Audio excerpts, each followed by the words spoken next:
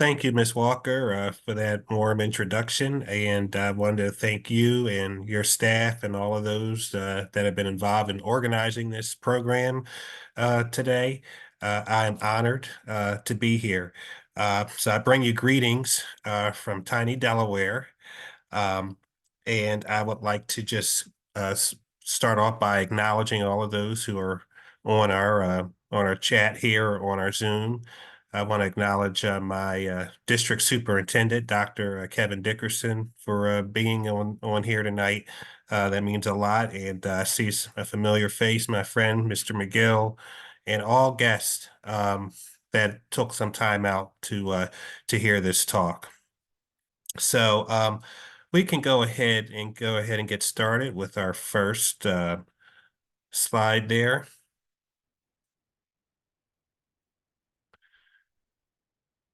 So as you can see, that is a African American woman who is working in World War II. And that's the title of my third book, Black Women in World War II. It came about, as Ms. Walker mentioned in her intro, about 6 years ago when I started a series to acknowledge the contributions of African Americans in World War II.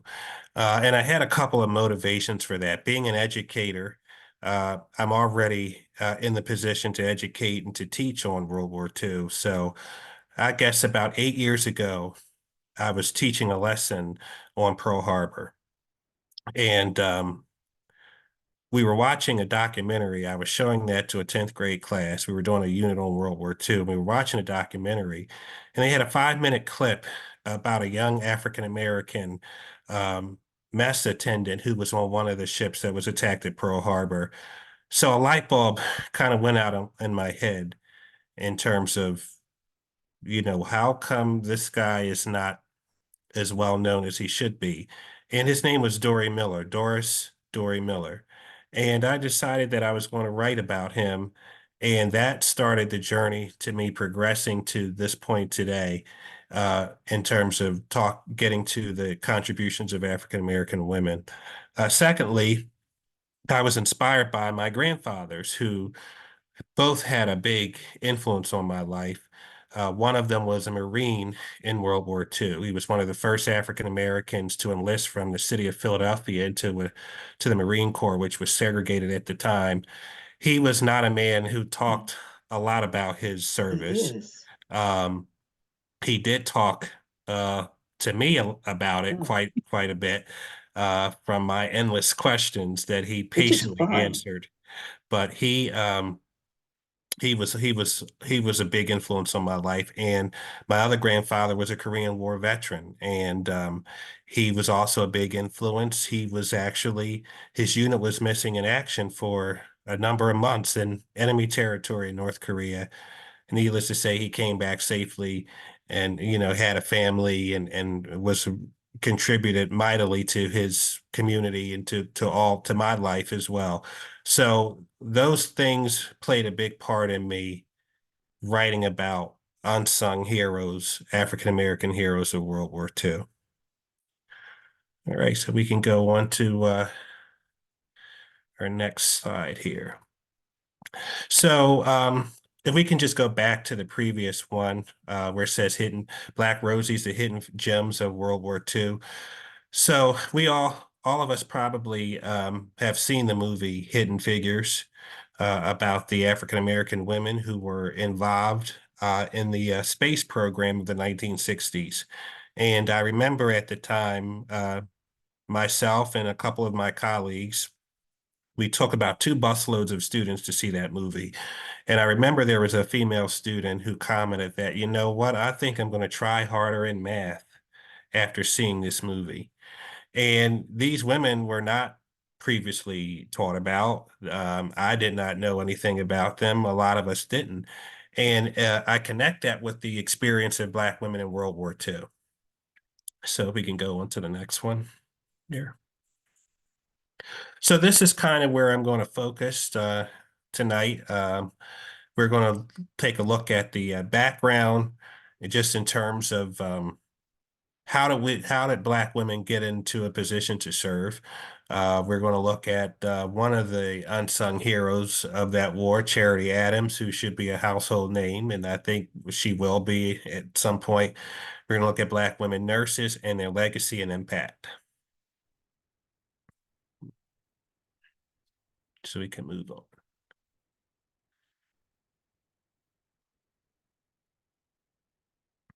So when we think of World War II, it was huge. It was the one of the largest events in world history and in American history, and nearly every family in America was affected by that war. You either had a father or an uncle or a brother who served, or your mom went to go work in the industries, the war industries. Every neighborhood was affected by the war. Even if you weren't old enough to serve, you were affected by the sacrifices that had to be made. So when we look at World War II, we're talking about 1940s America. The country is very segregated. Jim Crow is pretty much the standard almost everywhere in the country. In the South, it was by law. In the North, it was by custom. And so African Americans have a decision to make. Are we going to fight? Are we going to serve our country despite the fact that we're treated as second-class citizens? Um, and so they decided that they would, but under conditions that where they were going to fight two wars. And they actually started a campaign called the Double V campaign, which meant that we were going to fight a war against racism at home, in addition to fighting our enemies overseas. And that when this war is over, we're not going to go back to the conditions that we lived under before the war. So when you think about that was the attitude that Black men and Black women had during the war. And if you look at some of our civil rights heroes, many of them were veterans of World War II. You think about somebody like Medgar Evers. He was a World War II veteran. Ralph Abernathy, who was Dr. King's second in command, was a World War II veteran. So it really impacted what came afterwards in terms of the civil rights movement. So we have 1 million African American men and women who served um, during the war. And the military was very hostile and skeptical of their service, which was crazy in a way because African Americans had served in every war honorably prior to World War II, going back to the American Revolution. But once the war started, the military initially did not want them, and they kind of had to knock at the door, bang at the door to get in. And of course, the necessities of war in terms of manpower that was needed um, opened the door for them as well. To move on to the next one.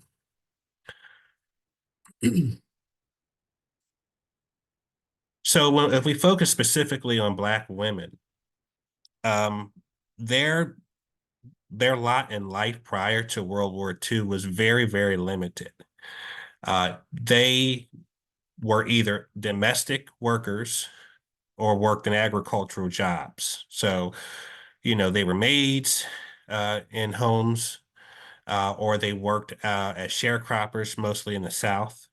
So a typical domestic worker made roughly $7 a week. It could be as low as $3 to $4 a week in southern states. So when the war breaks out, we have something going on in this country called the Great Migration, where you have millions of African American men and women who left the South to come work in the industries in the North. And they were able to triple and quadruple their salaries during the war years. So it brought them into contact with white workers and white officials in the North who were competing for jobs as well. And it increased racial tensions in a lot of northern cities because there were housing issues that had to be sorted out, and just working with people who don't look like you that had to be sorted out as well. Um, we can move on to the next one. So we have black workers who are looking to break into the war industries because the war industries paid handsomely. You think about people were making decent money during World War II. Um, just in terms of being the defense industry paid well. The United States had to supply not only our own troops, but we had to supply the troops of the allied countries around the world. So there was a lot of work to be done. And we had a situation where workers were working 12-hour shifts. The shipyards and factories were open 24 hours a day.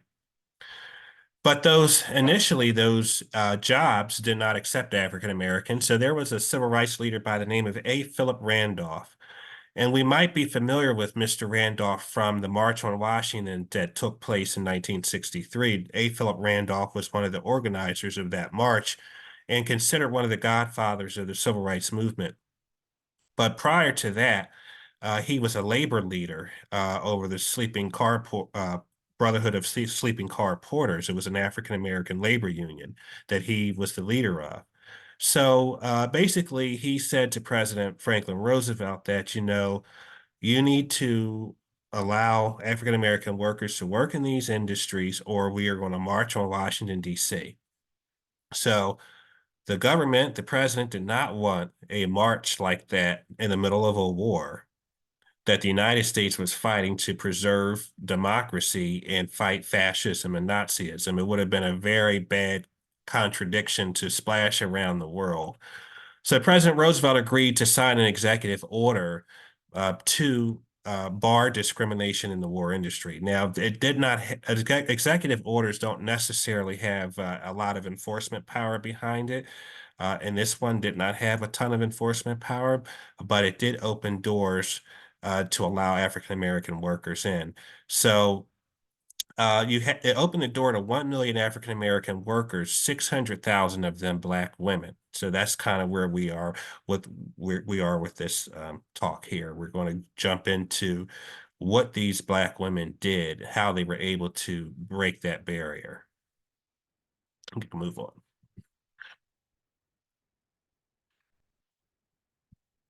So, so here. So as the country moved deeper into World War II, um, and fewer white workers were available, Black women started to get hired. So it was a necessity that needed to be met.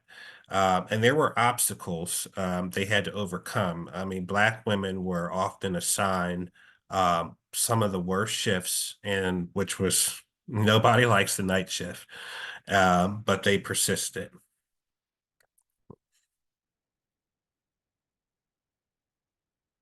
So I want to spend some time on Charity Adams and the legendary 6888.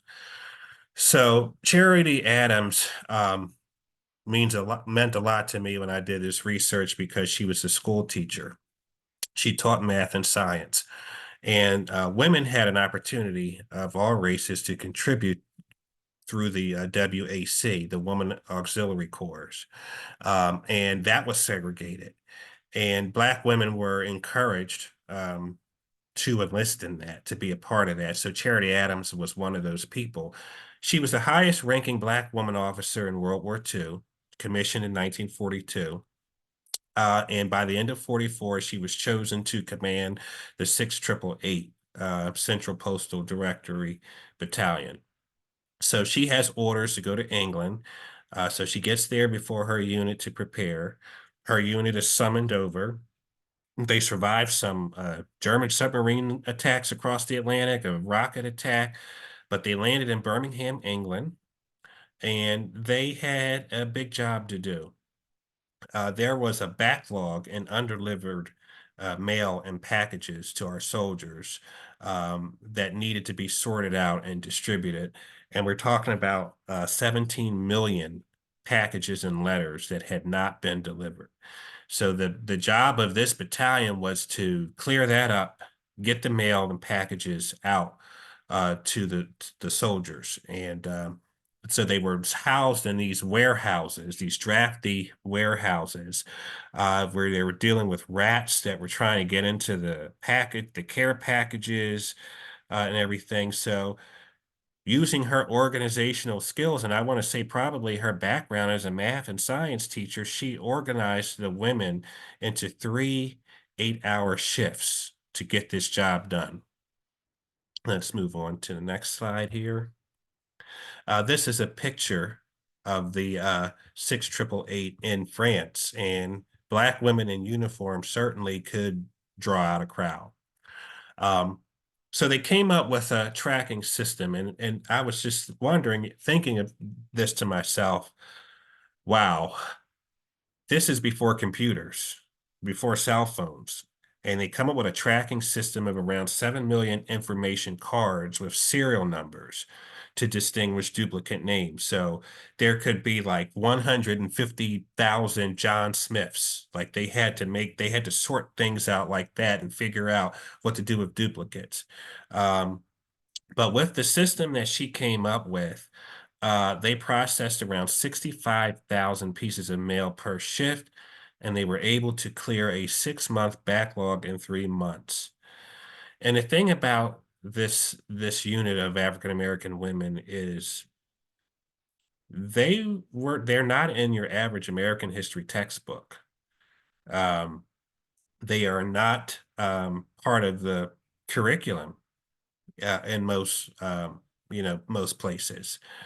And in fact, me being a World War II buff since I was in middle school, I just heard about these women probably about 4 years ago.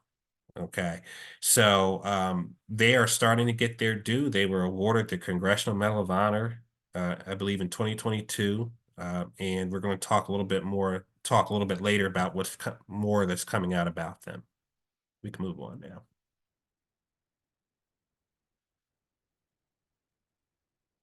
So there is a Netflix series coming out about the 6888 by Tyler Perry. It is, I think the release date got pushed back a little bit because of the writer's strike, but stay tuned. Some good people are involved in this, some good acting. I'm looking forward to it.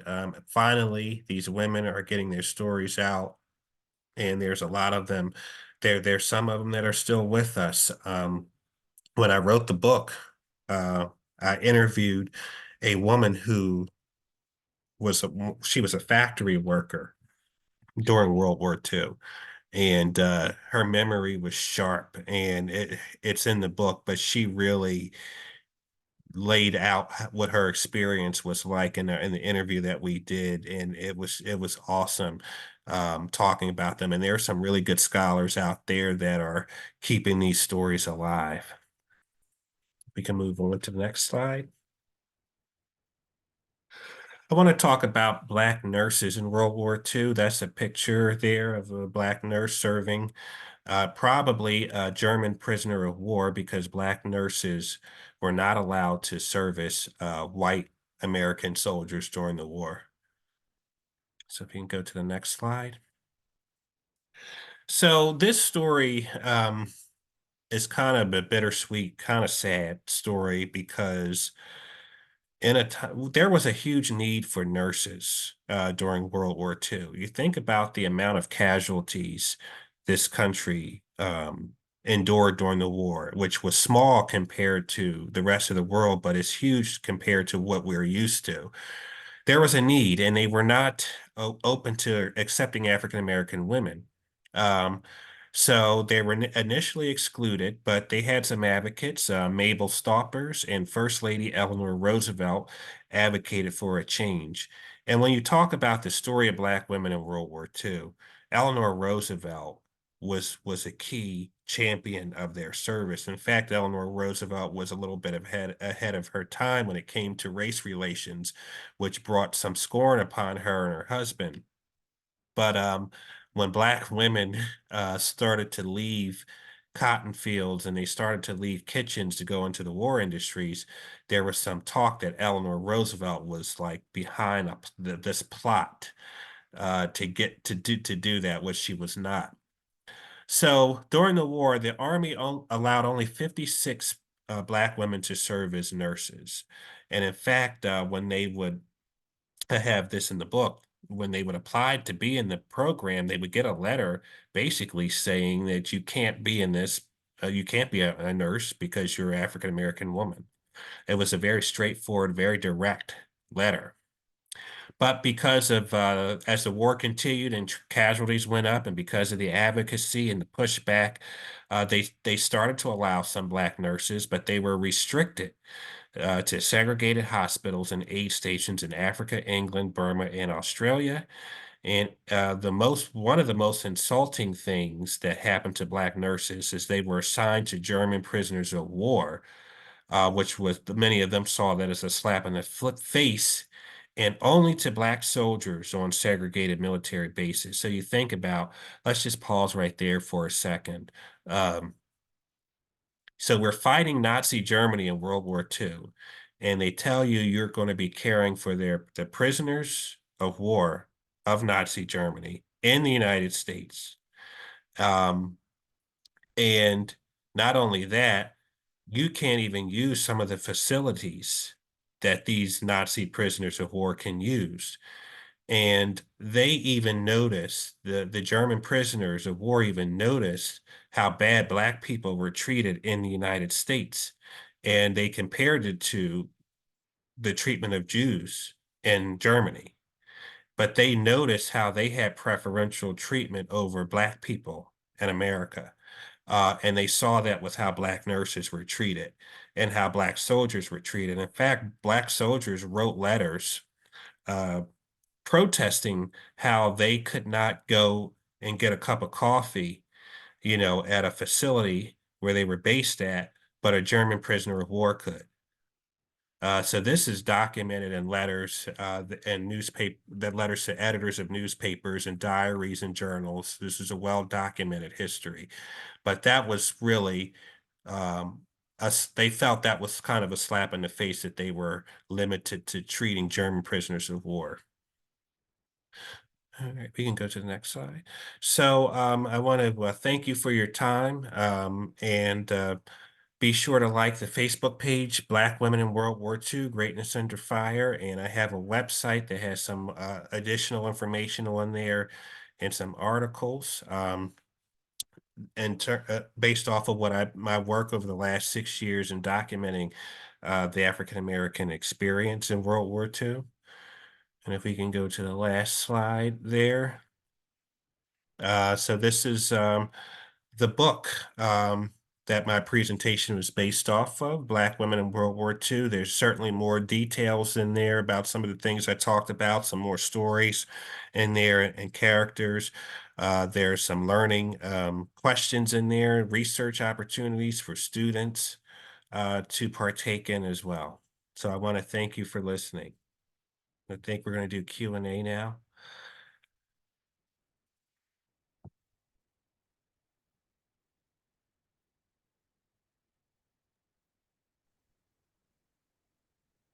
Okay, if there are any questions, you could do your reaction button, or you could, if you're showing your face, you could raise your hand.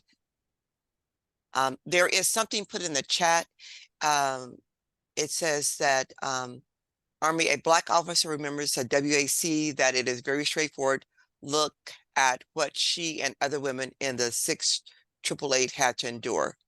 Yes, that's a really good book. Okay, and there is a hand raised. The Alan Benedict, please unmute yourself, Mr. Benedict, and ask your question.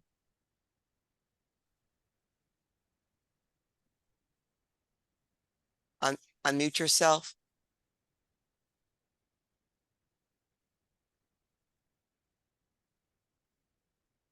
Okay. If you're unable to unmute, you can go ahead and put your question in the chat and we'll be happy to read it for you.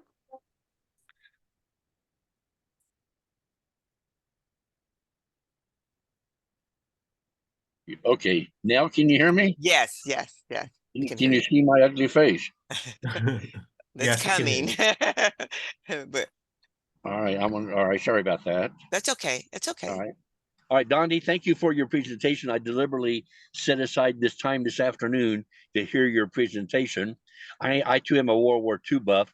The question about the percentages at the different factories, like in Mobile, Alabama, San Francisco, the East Coast, how many Black women, the percentage were higher compared to white women? So I don't have the exact numbers on that, but it was a smaller percentage because there was more white women available and they got preferential treatment in terms of the jobs there. And that's a good question because there were some disruptions in some of these factories when Black women were hired. There were walkouts that took place at a number of factories, and the government had to step in some of those cases and force those workers to come back to work. But in proportion to with white women, it was a smaller percentage. I don't have the exact number in those particular places, but I do know it was a smaller percentage due to the fact that there were less spots for African American women in these places. I see. Now, maybe your next paper may not take a book, but a paper about the story of the Port of Chicago up in Newark, California, and I'm sure you're familiar with that. Where Yes. and they protested, and they finally won. The Blacks won their case. Good for them. Yes, in fact, I'm glad you brought that up. The author of that book, Steve Shonkin, has been one of my mentors, and he wrote a book about that called Port of Chicago that documents that, and it's a really good read. Right. Thank you. Yeah. All right. Well, Thank thank you for you. your questions. Sure.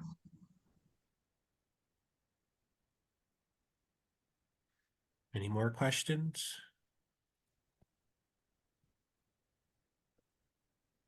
Okay, Karen, raise her hand. Yes, I just want to thank you so much for teaching us an important part of our history that we were denied. And I am 79 years old and still learning so much about the history of this country. And I am so grateful for it. Thank you. Thank you so much for that comment. It's very encouraging to me. And when I do these talks, when I go to libraries or do things like this, I have so many people that come up to me of all ages. But I one occasion I was at a nursing home and it was assisted living facility, and the average age probably was like 85. And pretty much every single person in that room came up to me and thanked me, and they said, I was never taught about any of this when I was in school, and they were very appreciative. And it meant a lot to me to hear that. It actually encouraged me to keep going with this. But so thank you so much for that comment. Mr. Brizill, there's another comment in the Yeah. chat, and it says, many thanks for the informative webinar. And it was from Awesome. Terrence Butcher. Thank you. Thank you, Terrence. I appreciate that. Kevin Dickerson, go on. Yes, first of all, I'm very fortunate to have the pleasure to work with Mr. Brizill on a daily basis. So I'm very grateful for your presentation tonight, all the great work you do with our students and all the great work you do for our district community, and appreciate all the information here tonight. And I think you just kind of alluded to one of my questions here is this: I think a lot of this, what you just presented here tonight, is untold. And how do we get this out to our students better as we go through our social studies and history lessons, as far as in their school age students? I feel like this is something that we do not present enough, and what you just said here, the service and the courage and the strength here of Black women during World War II. Thank you, Dr. Dickerson, for those remarks and for being on this Zoom. The state of Delaware, as I'm sure as you're familiar with, but some people may not be familiar with, had passed a law I got called it. HB 198, which requires the teaching of Black history, K through 12 in all subject areas. And I would say our department, our social studies department, we've done a lot of work amongst each other to make sure that we are doing that and fulfilling the requirements of the law. And the direction Delaware is going in with that is very encouraging, because some places are going in the opposite direction. But Delaware is not one of them. So that really, we at Polytech, we've done some really good work with that, and we're building on it each year. And I think that by that being mandated by the state has really opened some opportunities and some doors.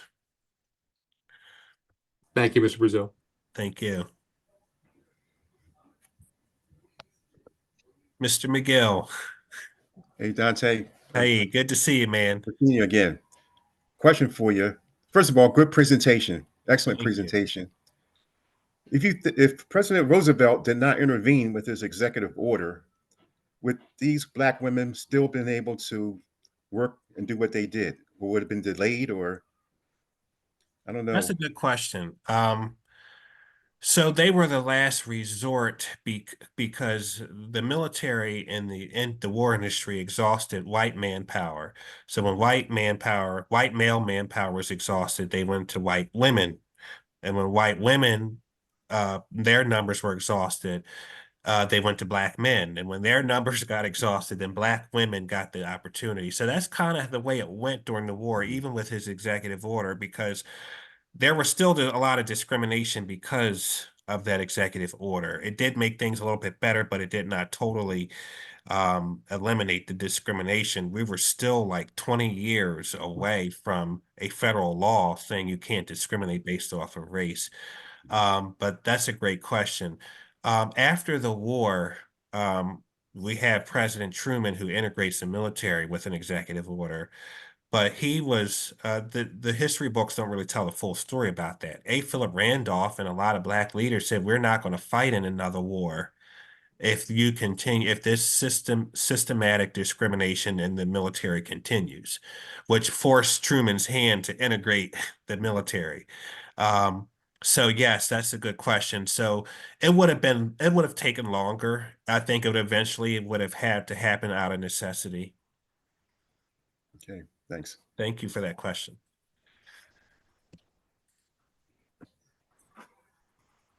Okay, any more questions? There's a question by PB Finney. Okay. Hello, can you hear me? Yes, can hear you. Hi. Hello. Hi there.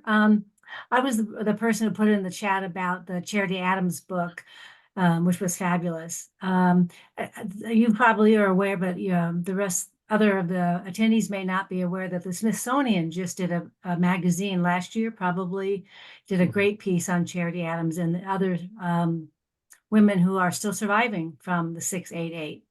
So maybe some of your research is rubbing off on people to take a look at their contribution, because when a magazine like the Smithsonian begins to pay attention and make it public, all this information about the remarkable job that these women did under very difficult circumstances, more difficult than the men, more difficult than even the Black men. It tells you that maybe there's hope that this information will be wider spread through publications like your book and others. So I'm hoping that you're seeing some of that too in your research. Yes, I have. And thank you for that comment. When I embarked on this journey about 6 years ago, I started to notice a lot of that with other things with Dory Miller. Once that book came out, I started to see all this stuff about Dory Miller all of a sudden. And the same thing with the Red Ball Express with the second book. In World War II magazine, there was a guy who wrote an article about the 6888, and it was picked up by one. The editor was able to connect with Tyler Perry to get that made. And I think, a lot of people get their history, and this could be good and it could be bad, but they get their history from movies and Netflix and things like that. And I think with the Netflix series that's coming out, that's going to cause a lot more curiosity. People are going to want to know more. They're going to want to see more about these women. So I'm hoping that even that can kind of spur more curiosity into their story.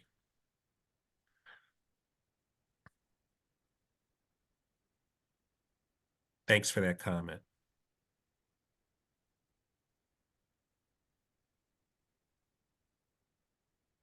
Are there any other questions? if there are no other questions, then we're going to end the presentation. Pasadena Public Library wants to thank you so much, Mr. Brizill, for your excellent presentation. It was so informative. I've learned so much that I wasn't even aware of. And I had put that in there about unknown, because this was never given to me in any history book or any, I'm going through college and graduate school. And so it was wonderful to actually get a chance to hear it in person, and the question presented was also very informative. So thank you again for being our presenter, and thank each and every one of you for taking part. I'm so glad that you got a chance to hear this. So if there's nothing further, we're going to end, and thank you again. Thank you so much for having me, and thank you for organizing this and your staff. This was awesome. I was glad to be a part of this.